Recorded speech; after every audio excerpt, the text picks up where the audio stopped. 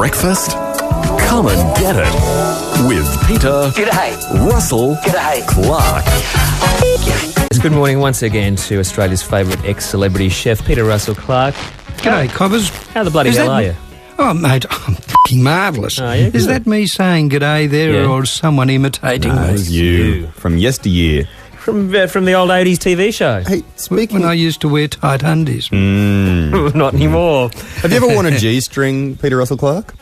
No, I haven't. I used to wear, what are those things that you, when you played hockey, you wore around your jock scrotum? strap. Jock strap. I used to wear one of those. But I've found that they were no good because if you strained too hard, they didn't have a sort of a back seat in them. Yeah. And with normal underpants, there's sort of a... There's a bit of support there, isn't there? A bit of support and sort of sopping up sort of materials, whereas jock straps don't have those. I'm glad that we've started off in such a subject to whet people's appetites around the country at this time in the morning, because you are here for your fortnightly recipe. And look, are we getting seasonal? It's obviously winter. Most certainly. Yeah, and for southern parts of the country, it's certainly cold. If you're in Darwin or Cairns or wherever, it's probably just, well, quite nice. But really, interrupting, sorry to do that, but someone has to. Yeah. Surely with our vegetables now, they're not seasonal. You can get tomatoes all year round. You can get celeriac all year round, which is what I'm about to talk about. Okay, what is celeriac? Celeriac is, I believe, through my research for this program, the first of the celeries. There's lots of sort of celery-type vegetables about, but celeriac was the first, and it's the root of if you'll pardon the expression, of the celery, but expanded, sort of like pregnant. Fennel is like a pregnant celery, but celeriac is like a big, ugly, white turnip with green celery leaves at the top. Sounds appetising.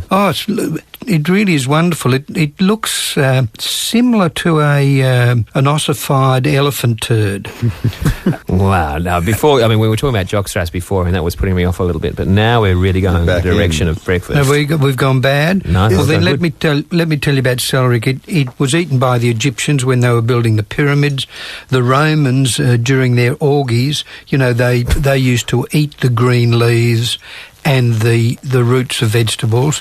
We don't. We smoke the green leaves and then root afterwards.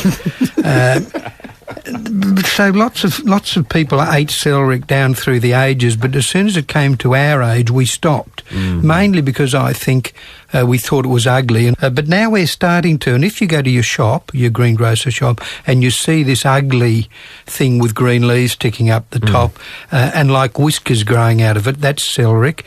When you take it home, make sure you peel it because the skin is very fucking fibrous, not just very fibrous.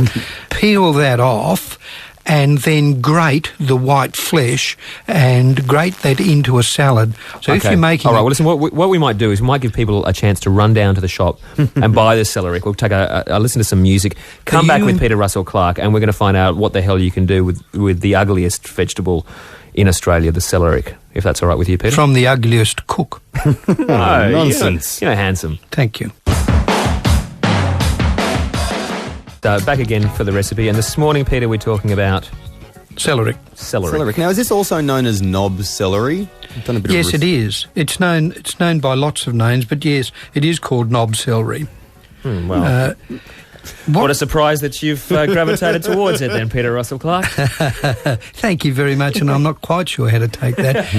If you peel your celeriac, take all the fibrous stuff, it's awful, the outside skin, but don't throw it away because you can use that for soup. Then with the white flesh, simply grate it and throw it into a salad.